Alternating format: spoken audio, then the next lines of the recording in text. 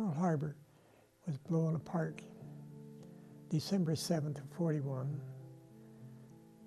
That sent a signal to all of us. Everybody, my age, my buddies, that little town of Marengo, they were all going to service. Everybody was patriotic.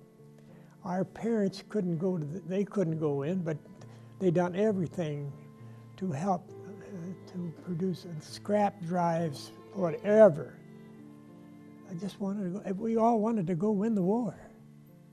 And that's just the way it was. And maybe that's why they called us the greatest generation.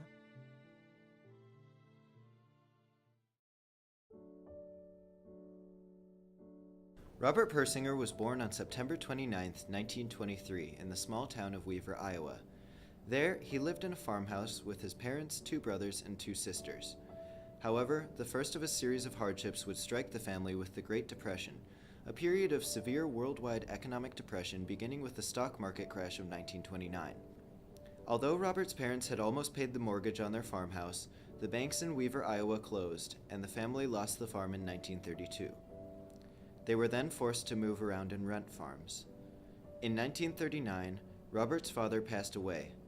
An uncle with a large farm in Marengo, Illinois, then invited the family to move in and help him.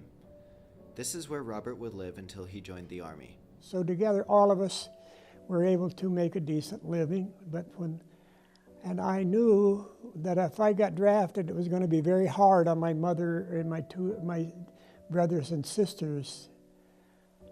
I could have easily been deferred. The draft board told me that they would defer me because I was a breadwinner, so to speak. Robert started his Army career in 1943 at Camp Grant in Rockford, Illinois. After taking aptitude tests there for a little over a week, he was sent to Camp Gordon, Georgia. At Camp Gordon, Robert received basic training and was placed in the 3rd Cavalry Unit. This unit had been established during the Civil War and had just switched from horses to armored tanks in December of 1942 as a preparation for combat in Europe. Nashville and its surrounding areas were chosen as the American Army's training grounds due to the similarities between the Cumberland River Valley in Tennessee and the Rhine River Valley in Europe. In this region in Middle Tennessee, Army divisions were split into opposing red and blue teams and instructed to compete in a variety of European conflict scenarios. We learned how to live outside, and learn some tactical situations, how we would use those maneuvers when we got into combat. So then we went back to Camp Gordon, Georgia, and the next thing you know, we were shipped to Columbia, South Carolina at Fort Jackson for 1 solid month of firing all of our guns, every gun we had. This was the final training. And then we were shipped to New York.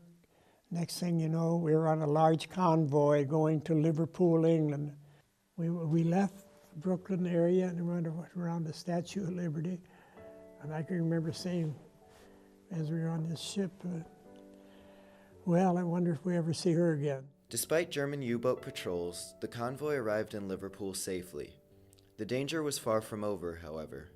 From Liverpool, Robert's unit was sent to Southampton, a city on the coast of the English Channel.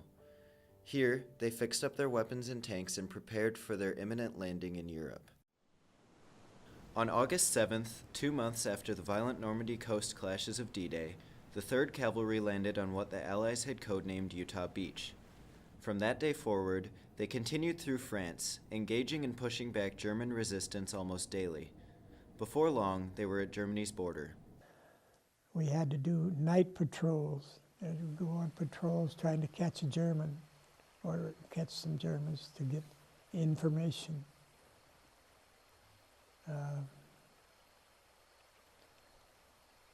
Across the Moselle River at night on a boat with a rope tied to it, and we would row across and get across the river and go on patrol and come back and then pull the rope. So they pulled us back across so we wouldn't make no noise going across. That sort of thing across the Moselle. Germans were doing the same thing on patrol and through those woods. You never knew what you were going to get. Anything at night where you can't see good is bad. You know, it's just anxiety is just terrible. There's no way that you can't be, you're scared, but then you gotta, I don't know what takes over. But you had to do it. You knew you were risking your life. And you just couldn't help but be scared. You know, we had a war to fight, and we were a long ways from home. You have no parents nearby, or no mother to, and no father to holler to help you. And, you're on your own, and so you did have friends. Every one of you were friends. I just don't think I ever had every guy we had I liked, and we liked one another.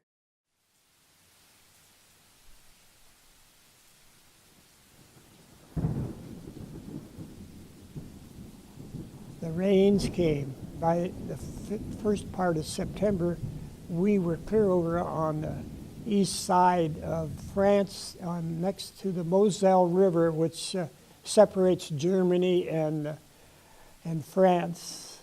We were down near Metz, France, which is a large city, and there was a big battle coming up. We had done reconnaissance. Our mission was always to try to go out and find the Germans and see what was ahead of us, because we had all the infantry and artillery and armored divisions behind us. So we were the eyes and ears, so to speak, trying to find out where the Germans were located and where their weaker spots were, and consequently that's where we made the pushes. And we engaged the enemy quite often. I would say, maybe sometimes pretty thrilling. It took 2.5 months to take the city of Metz. With the fall of heavily fortified Metz, the Allies could now cross the Moselle River. Before they could cross Germany's border, however, they would face one more defensive barrier. In that area, the Germans had a Siegfried Line. The Siegfried Line was a German defensive barrier separating Germany from France and stretching from Switzerland to the Netherlands. Built from 1938 to 1940 as an answer to France's defensive Maginot Line, it was made up of bunkers, tunnels, and large concrete spikes named Dragon's Teeth that were meant to deter armored vehicles. The Siegfried Line suffered only minor attacks during the Battle of France and was mostly abandoned after France fell to Germany. However, the D-Day landings on June 6, 1944 posed a new threat to Germany's western border, and Hitler ordered that the Siegfried Line be reactivated. As American troops pushed through France and into Germany, they were faced with Dragon's Teeth and enemy soldiers in concrete bunkers. It caused a lot of resistance. The snows came, and now we had gotten across the Moselle River. We had gotten through the Siegfried Line. Wherever there was a little town or the entrance to the road that went into the town or city had big gun emplacements there, so consequently it was very hard to get through that. However, our Army engineers would often at night, they would sneak in and blow up these guns, and that's how we got into the first little town called Tettingen, Germany. That's where we were then, first day of the Battle of the Bulge. On December 16, 1944, Hitler launched a major offensive against the Allied forces threatening Germany's western border. Intending to split up the Allies and encircle them, German forces began by attacking a weak point on the western front in the Ardennes region. The element of surprise combined with harsh winter weather put the Allies at a severe disadvantage, and they were pushed back from their original front line. We were driven out of that town. We were fighting in terrible cold weather. Many a guy had their feet frozen, and trench foot would cause. So they were a casualty and had to be sent to protect her back to the hospitals. We got a lot of, they really hit us with an awful lot of artillery and infantry. Of course, we were covering a large area and scattered. We weren't condensed because the cavalry unit being like it is, parts of us were here and scattered all over a long area. It seemed as though they could overcome and beat us and defeat us. However, weather conditions improved on December 23rd, and the Allies were able to launch an aerial counteroffensive that devastated German supply lines. General Hasso von Manteuffel recommended retreat, but Hitler rejected this plan. Although the Allies, especially the Americans, suffered heavy losses in this battle, they managed to destroy the Luftwaffe, use up German supply reserves, and gain back all the ground they had lost. It was one of the biggest battles that the American Army has ever fought. There were over 40,000 American casualties and over 40,000 German casualties and over 40,000 American prisoners taken and over 42,000 German prisoners taken. It was a terrible battle, one of the biggest battles, as I say, that the American Army has ever fought. This battle marked a turning point in the war. The two-front war that Germany had been fighting had stretched the country's resources and weapons thin, but the loss of the Battle of the Bulge severely depleted them. Hitler was now unable to make any more offensive moves, and the Allies began to work their way towards Berlin from both the east and the west. We are now back on the line where we were before the Bulge, and so we start to make advances. So our mission that day was to go across an open area and into another area which we didn't. They said that there was no resistance. I was back here. I was in the 3rd platoon, the 1st, 2nd, and 3rd platoon. I was with the 3rd platoon.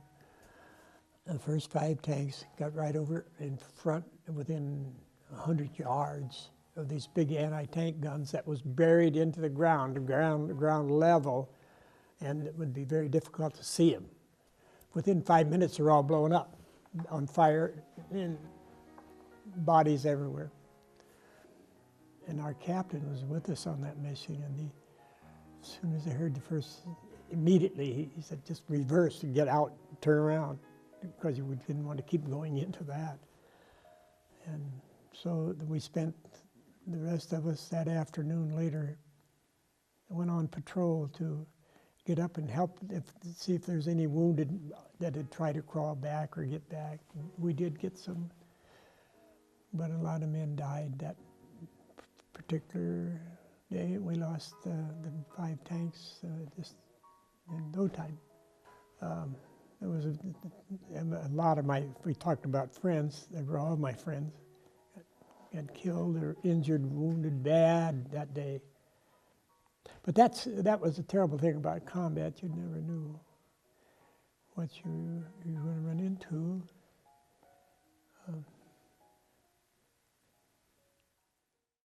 Next thing you know, our objective was to get to the Rhine River.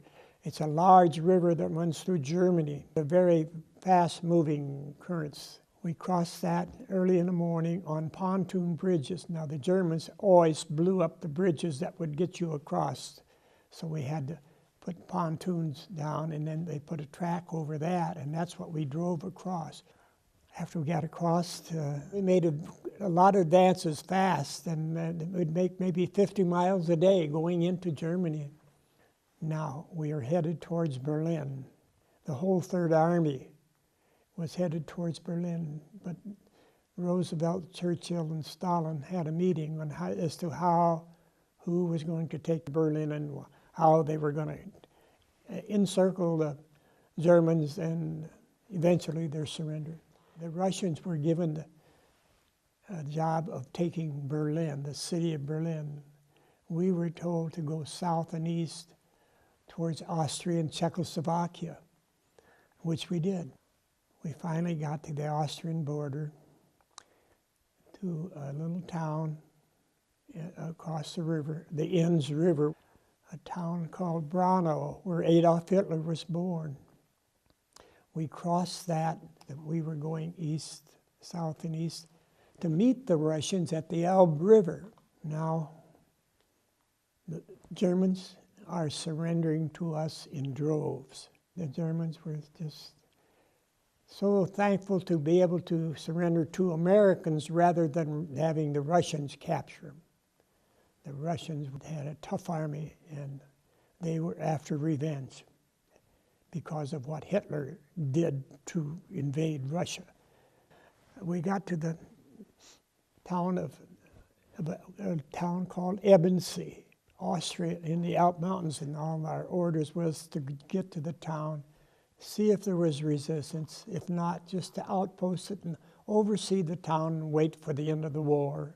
Got into the little town, and the beautiful, clean town. The streets are spotless. No litter, no white papers, tin cans, nothing like we have here. We took over what was called the Post Hotel, a beautiful little hotel in that town. This is where we were going to take over the rooms and everything, and that we would be there till the end of the war. We had heard approximately 3 weeks before about the concentration camps from an army newspaper called the Stars and Stripes. We were sitting there reading about it. We said we'd hope we never, ever have to run into something like this. In the implementation of Hitler's final solution, or eradication of all Jewish people, concentration camps were established across all of Nazi-occupied Europe. In the mountainous town of Ebansee, Austria, a concentration camp was established with two purposes. First, to kill Jewish and political prisoners, and second, to build synthetic fuel production centers and mountain tunnels for use in the war, especially in the Battle of Britain. Prisoners in other concentration camps dreaded being sent to Ebansee, as the starvation and strenuous work meant almost certain death. This horrifying sight stood in stark contrast to its beautiful surroundings, and the American soldiers who were instructed to liberate it had no idea of what they would face. I got the orders from my lieutenant to take my tank and another tank and go to the gates of the concentration camp. And when we got about 200-300 yards out, you could smell the terrible smell of death. And as we made the turn, a right-hand turn, we then could peer forth, and all over on our left and ahead of us was all of these, what I thought were just skeletons standing amongst some tall pine trees. It just was a ghost-like scene. And then they opened the gates. I was the lead tank. We went in to this roll-call square area and stopped our two tanks side by side, shut the engines off, and we just peered out of our tanks at what we were looking at. They now knew that they were being freed. They were celebrating like you wouldn't believe. Pandemonium. It just broke out. And I remember raising my seat higher, and I took out a cigarette. So when I lit this cigarette, a man down here beside my tank, he says, "It's been a long time since I've had a lucky strike." I looked at him. I told him to come up on the tank, and he crawled up. He had the strength to crawl up on the tank. I lit a cigarette from mine and gave it to him. The prisoner was Max Garcia, a Jewish man originally from the Netherlands who had moved to Spain along with his parents and his sister in an attempt to escape the spread of the Third Reich. When he and his family were deported to Auschwitz, Max was deemed a good worker and sent to Ebansee. His mother, father, and sister, however, were murdered. At Ebansee, Max's ability in architecture meant that he could help design camp structures and was therefore treated better than many of the other prisoners. He said, "Now, get down off of the tanks and come with me. I'll show you the whole camp." Max led the American soldiers past a series of disturbing sights throughout the camp. First, the eviscerated body of a prisoner who had been collaborating with the SS in return for better treatment. Next, to the abandoned camp kitchen. After that, to one of the barracks filled with dying prisoners. To smell that, to see that, to be initiated to that was more than a human being could bear almost. It was the final stop on the tour, however, that was the most horrific sight. The tour group passed piles of dead bodies as they walked through the door of the crematorium. Inside, more dead bodies were stacked around the still warm ovens. I must tell you, I had seen combat. I had seen death. My dear friends killed. But that was the climax of it all. I know I radioed, as I say, my lieutenant, and told him also when I said, we got to get them some food. The next day, with them big kettles that I was telling you about, we used them to make soup. But then, those that gulped that food down would grab their stomach and keel over in agony and die there on the spot. The prisoners had been overworked and starved. Their metabolisms and internal organs could not handle the amount of soup that they ate at once, and as a result, their hearts stopped. So it was a terrible thing we'd done, but we didn't realize that. As concentration camps were liberated across Europe, Allied military leaders were left looking for someone to blame. General Walton Walker was the first to turn to those living near the camps, as he ordered the mayor of the German town of Ohrdruf and his wife to tour the Ohrdruf concentration camp. General George S. Patton then suggested that all of the residents of Ohrdruf be required to tour the camp. Before long, residents near all liberated concentration camps, including Ebansee, were ordered to tour them and, later, to help clean them up. I'll never forget how I saw a group of women in tears crying. They lived right down there, 2.5 miles down in that little town. They knew the concentration camp was there. They didn't have no idea how they were being treated.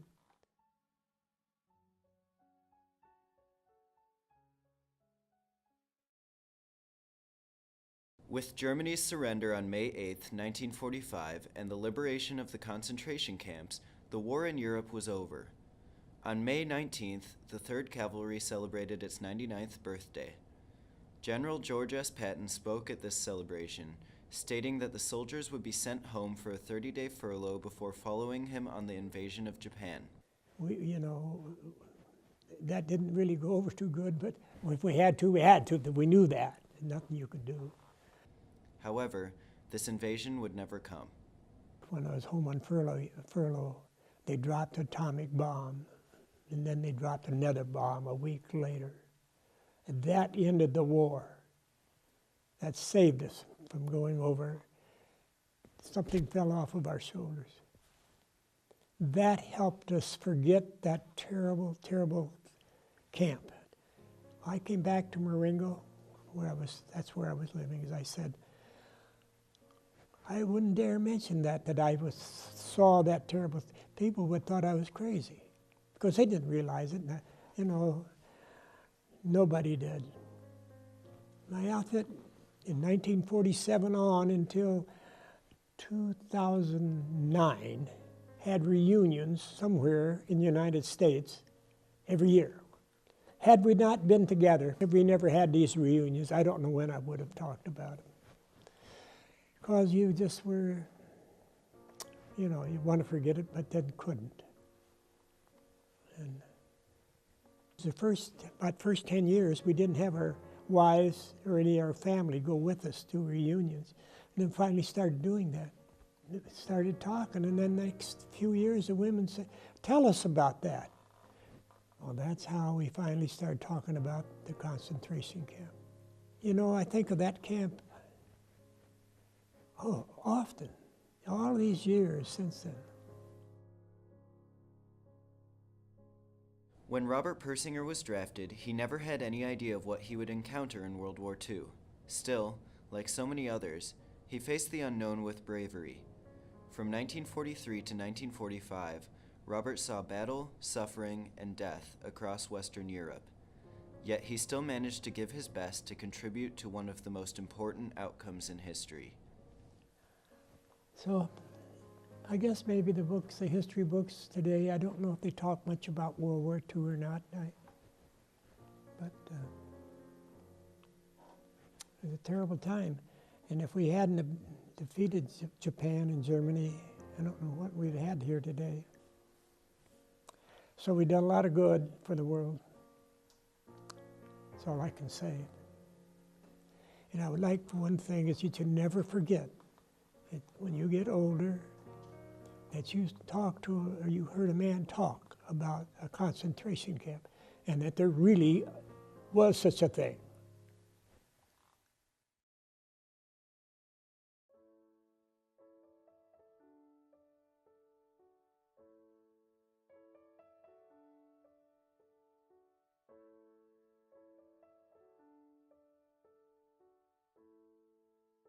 All of human history is one story with many chapters, many conflicts, and many heroes, each helping to write the chapter we live in today. However, history is too often considered to be just that, a story distant and unrelated to our lives. The truth is, we owe our very existences to the actions of those who came before us. The importance of recognizing history really only became evident to me when I visited Germany with my German class. While there, I toured the concentration camp site in Dachau.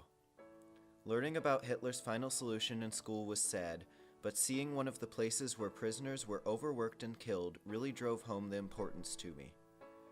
Still though, World War II was hard to connect to reality, a distant war fought by anonymous soldiers. Robert Persinger put a face to World War II and the liberation of concentration camps, finally grounding the story in reality for me. His interview footage allowed me to see World War II from a human perspective.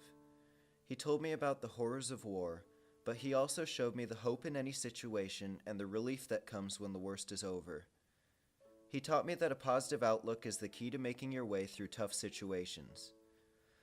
Finally, he shared his thoughts and fears, allowing me to see that ordinary people are capable of extraordinary bravery. The life I live is a good one. I have loving parents, caring friends, and unique activities and organizations to take part in. I can listen to my favorite music, go to school, and speak my mind without fear of serious repercussions, either from the government or otherwise.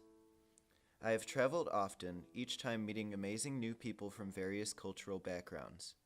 None of these things, none of the experiences or interests that I believe make me uniquely me, would have been possible without the efforts of Robert Persinger and others like him. In the end, I have gained immense respect for Robert Persinger and the rest of the greatest generation. It is so inspiring to realize that, with bravery, it is possible to change the world for the better. After all, the soldiers who fought in World War II and the civilians who had to survive a changing way of life were not all that different from us.